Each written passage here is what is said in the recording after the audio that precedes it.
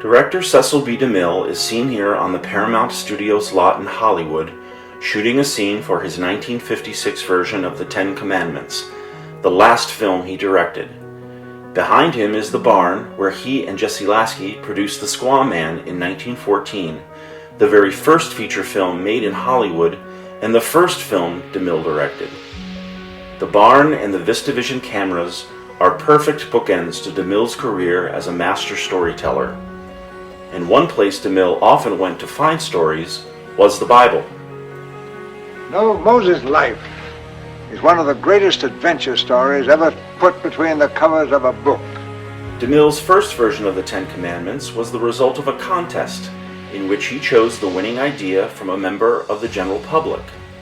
Released in 1923, the silent film featured a biblical prologue and a modern story.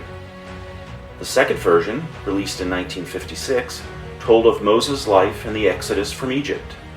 It was a huge box office success in its day and remains a television perennial, broadcast annually each spring. Within these walls, Cecil B. DeMille dreamed up some of early cinema's greatest stories. DeMille and Jesse Lasky kept the barn close to them throughout their distinguished movie careers. They knew the barn was important to Hollywood stories as well as to their own. Lasky coordinated its move from its original location on Vine Street to the Paramount lot, and DeMille was instrumental in making the barn a California state landmark.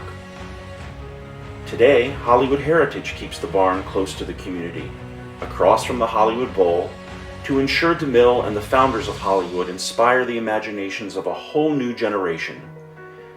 Big dreams often start small, just like they did at the barn for those early motion picture pioneers.